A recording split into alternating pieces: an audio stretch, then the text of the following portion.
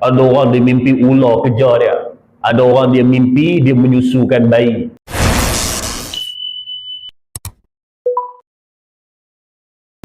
Maka disebutkan oleh baginda Nabi SAW dalam satu hadis. Kata Rasulullah, "Iza akhazta madja'aka faqul a'udzu bikalimatillahi tammah min ghadabihi wa iqabihi wa syarri ibadihi wa min hamazati syaitana wa an yahduruna fa innaha la taduruka aw taqrabuka." Baik, apa hadisnya? Kata baginda Nabi SAW, apabila engkau bersiap untuk tidur, maka ucapkanlah, "Aku berlindung dengan kalimat Allah yang sempurna dari kemarahan dan siksanya, kejahatan hambanya, bisikan-bisikan syaitan dan kehadiran mereka kepadaku. Sesungguhnya perasaan itu tidak akan membahayakan kamu dan tidak akan mendekatimu." Baik, apa penyakit tersebut? Nama penyakit itu adalah wahsyah. Apa itu penyakit wahsyah? Disebutkan dalam huraian, wahsyah itu adalah satu penyakit cengkaman perasaan takut yang tidak jelas merasuk di dalam hati saat duduk bersendirian, ataupun dalam istilah kita panggil hari ni, tak sedap hati. Kita panggil hari ni ibu-ibu apa dia? Tak sedap hati. Biasa tak kita duduk tiba-tiba rasa tak sedap hati? Duduk dalam kuliah maghrib tiba-tiba rasa tak sedap hati. Kenapa? Tak tahu, tapi hati rasa tak sedap. Fikir apa ni? Tak tahu lah, duk fikir di rumah tu apa jadi. Yalah, apa yang jadinya tak tahulah apa jadi, tapi rasa tak sedap hati lah. Ni nama dia wahsyah. Ataupun kita ni nak tidur malam, tengok-tengok kereta anak tak ada lagi di parking. Mana anak aku pergi? Tak balik-balik lagi ni, pukul 12.30 ada esok kerja, tak balik lagi ni, call tak angkat, WhatsApp tak balas. Mana dia pergi ni? Nak tidur pun tak jadi tidur, duk fikir mana anak ni pergi. Ni nama dia tak sedap hati. Ni nama dia wahsyah. Takut yang tidak jelas, tetapi kita fikir aku ni takut apa? Kita pun tak tahu kita takut apa. Maka kita tahu apa sebab, tetapi kenapa kita takut tu kita tak tahu. Anak kita tak balik lagi, kita tahulah punca dia sebab tu. Tetapi dah anak kita tak balik, yang kita takut tu kenapa? Maka kita duk fikir macam-macam. Boleh jadi kena culik apa? Boleh jadi dia ni berlanggar apa? Boleh jadi dia macam ni apa? Boleh jadi dia macam ni apa? Banyak sangat fikir, nama dia wahsyah. Takut yang tidak jelas. Maka kata Rasulullah, apabila engkau bersiap nak tidur, maka ucapkanlah, "A'udzu bikalimatillahi tammat min ghadabihi wa iqabihi wa syarri ibadihi wa min hamazati syaitana wa an yahduruna." Ini doa dia. Nanti ujung ni kita akan baca sama-sama. Doa ni dibaca ketika mana nak tidur, ketika mana terasa macam ada benda berat di dalam hati. Rasa macam takut, rasa macam tak tenteram, rasa macam ada benda tak kena. Ini di malam hari. Kalau siang, ada doa lain. Biasanya jadi apa? Malam ni nak tidur, duk fikir benda-benda tu lah. Kadang-kadang takut pada anak, takut pada pasangan, takut tentang harta, takut tentang hari esok, takut tentang macam-macam benda. Sebelum tidur tu dia datang. Masa tak tidur, dia tak main. Masa tuan-tuan tengah tengok TV, masa tuan-tuan tengah makan malam, dia tak datang. Tetapi bila mana nak lelap mata, benda tu akan datang. Ini di antara gangguan-gangguan daripada iblis ketika mana tuan-tuan nak tidur. Sebab tu nak tidur ni kita kena baca doa. Bila mana doa ni dia hilanglah gangguan-gangguan. Di antara yang simple, kalau tuan-tuan nak tidur, satu, baca doa tidur. Yang kedua, baca 3 qul. Yang keempat, baca ayat kursi. Dan yang kelima, selawat ke atas Nabi. Nombor 4, selawat ke atas Nabi. Nombor 5, mengucap 2 kalimah syahadah. Maka tuan-tuan ni akan rasa tenang ketika mana nak tidur. Masalah kita pada hari ni, nak tidur tu apa pun tak baca. Tu yang mimpi macam-macam tu. Mimpi buruk, mimpi tak elok, mimpi hantu. Kan? Ada orang dia mimpi ular kejar dia. Ada orang dia mimpi dia menyusukan bayi. Ada orang mimpi dia ni duk telan madu 3-4 botol. Ada orang kadang-kadang dia mimpi dikejar binatang yang tak tahu binatang ni bentuk apa, tapi mengejar dia dengan laju. Macam-macam. Bangun ni berpeluh dahi ni. Bangun duk dak, berpeluh dahi. Sebab apa? Sebab diganggu mimpi buruk. Ni hati-hati ni. Sebab apa? Sebab salah satunya adalah tidur tidak baca doa dan tidak ada apa-apa zikir sebelum tidur dan bangun daripada tidur. Ni cerita ada.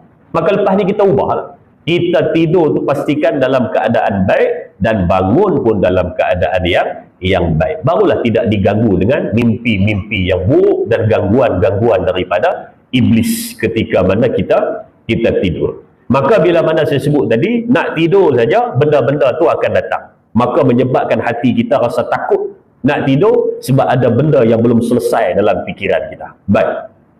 Hadis yang kedua.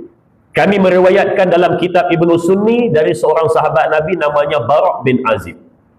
Ia berkata, seseorang telah mendatangi Nabi Muhammad sallallahu alaihi wasallam lalu mengadu. Dia mengadu apa? Dia kata, ya Rasulullah, saya ni selalulah rasa tak sedap hati. Saya ni selalulah rasa takut yang tidak jelas, tak sedap hati ya Rasulullah. Kenapa ya Rasulullah? Ada tak apa-apa doa untuk saya diamalkan supaya saya ni hilang perasaan takut yang tidak jelas? Maka Nabi Muhammad pun ajarkan pada dia satu doa. Apa doa dia? Kata Rasulullah, akfir min antakul subhanal malikil quddus rabbil malaikati waruh jalaltas samawati wal ard bi'izzati wal jabarut. Itu doa dia. Pendek ya? Saya rasa ada tuan-tuan yang hafal doa. Subhanal malikil quddus rabbil malaikati waruh jalaltas samawati wal ard bi'izzati wal jabarut. Doa ni pun nanti hujung kita akan baca sama-sama. Ataupun nanti saya akan print, saya akan screenshot, lepas tu saya hantar ke cikgu, cikgu boleh share kepada sahabat-sahabat kita. Ataupun kalau tuan-tuan ada kitab Al-Azkar di rumah, tuan-tuan buka terus je.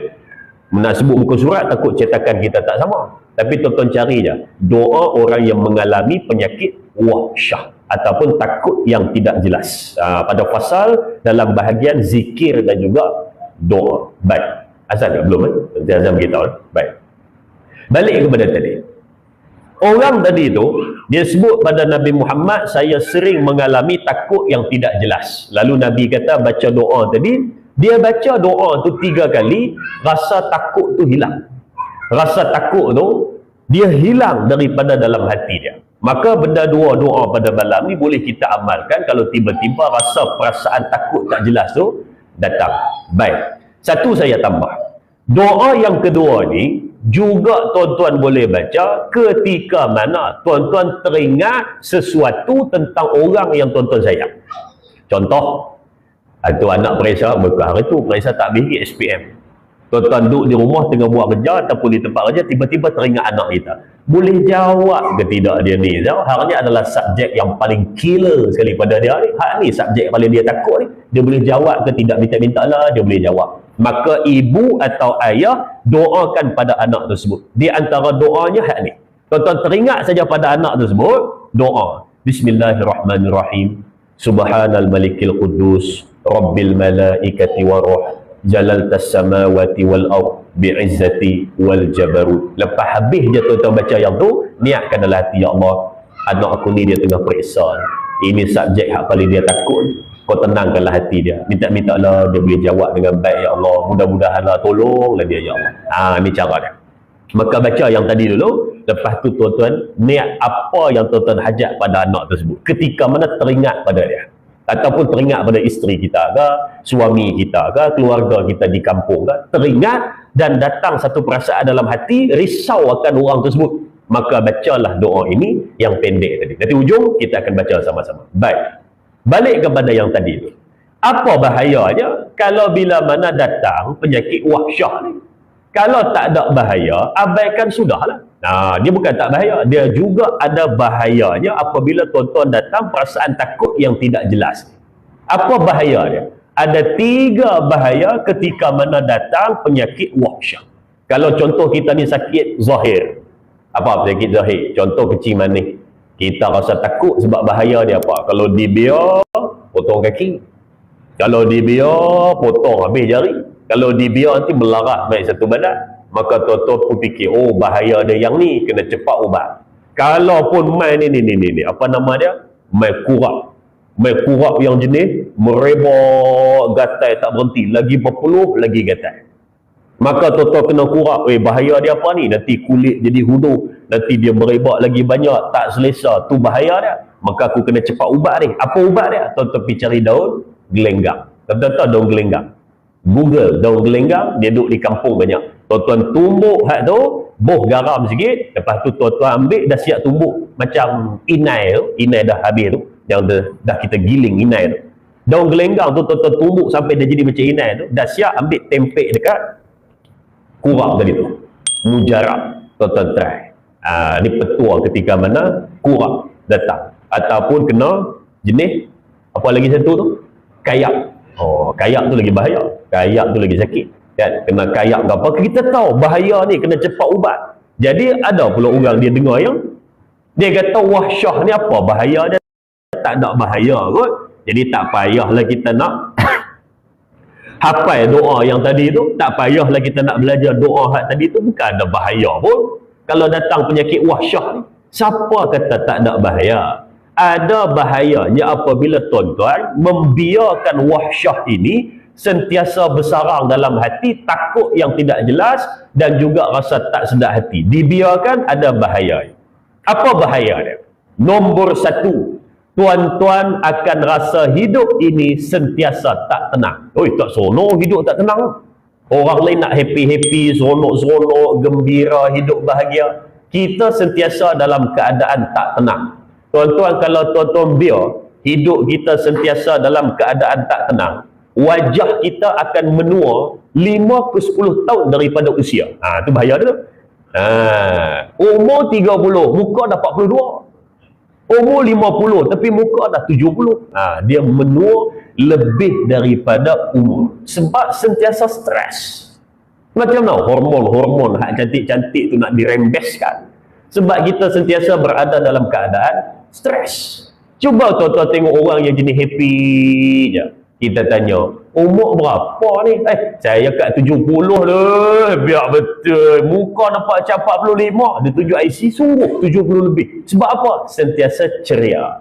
Apa pun jadi, relax. Apa pun jadi, sangka baik. Apa pun jadi, tenang. Orang macam ini dia rasanya, biasanya, dia akan muda 5 ke 10 tahun daripada usianya. Sungguh. Saya pernah jumpa ada satu orang ni, umur dah dekat 60. Tapi saya tengok dia kata, macam dak ya. Nampak macam 40 je. Nampak paling maksimum tu rasa macam 45. Tapi umur dah dekat 60. Ada. Tapi dia jenis smart lah, jaga keterampilan. Jenis pakaian style muda je. Dia tak ada lah tiap-tiap masa pakai baju pagoda, tak ada. Ini jenis smartnya. Jenis umur 60, cara pakai 30. Itu kan. Itu yang bahaya tu. Yang bini tak bagi keluar nama. Kan? Jadi suka pakai lawa-lawa tu bahaya. Kan? Sebab kita nak rasa sedap, seronok, happy, tenang. Siapa kata wahsyah tadi tak bahaya? Bahaya dia salah satu, dia nombor satu adalah menyebabkan hidup sentiasa tak tenang. Dan kalau hidup sentiasa tak tenang, itulah orang yang sekeliling, adik tu happy sangat. Itu mesti tak ada kena wahsyah. Tenang sentiasa. Kan? Seronok dia. Kan? Tapi okay, dia ni happy. Baik. Kat mana tadi lupa lah. Cerita apa ni lupa lah. Sudah. Baik. Okey, yang tadi tu. Bila mana hidup tak tenang, itu yang kerja nak marah orang aja. Benda sikit jadi pun nak marah. Benda sikit jadi pun rasa dah tak puas hati dengan orang. Sebab punca dia tak tenang. Kenapa punca tak tenang? Salah satunya mai perasaan takut yang tidak jelas. Yang kedua, apa bahayanya kalau perasaan ni datang? Yang kedua bahayanya, tuan-tuan mula mempercayai setiap daripada bisikan syaitan dan menyebabkan tuan-tuan ni mula bersangka buruk sentiasa. Mula percaya. Syaitan bisik, anak tak balik ni, silat-silat dia pergi ke tempat lain balik. Anak tak balik ni, silat-silat dia ada buat benda tak elok balik. Suami awak ni tak balik lagi ni, biasanya pukul 10 ni maksimal lepas tazkirah kuliah maghrib sampai rumah lah, ni tak balik lagi ni, silap-silap. Nampak? Ni bisikan daripada iblis. Maka kita pun melayan, kita kata betul juga boleh jadi apa ni. Terus pergi tanya pada suami, abang cakap betul-betul, abang pergi mana? Oh, nampak. Terus tanya. Padahal suami dia elok je duduk di surau. Forum habis lambat, 10.30 baru habis forum. Satu tadi saya forum, habis pukul 10. Kan? Tapi dia relax ya. Tajuk dia dahsyat. Tajuk dia hala 7 pengantin lama. Tuan-tuan nak try buat? Mari kita buat, saya jadi moderator. Tajuk dia hala 7 pengantin lama. Saya mula-mula dapat tajuk tu, saya kata biar betul ni ke dia pasal tulis ni. Hala 7 pengantin lama. Maksud dia bukannya pengantin baru tu ni. Hak kita bukan kita, hak tuan-tuan lama-lama ni kan, yang dah kahwin lama ni, dia buat apa hala 7. Nak hidupkan kembali subur kasih sayang tu macam mana? Oi, seronok tengok kan.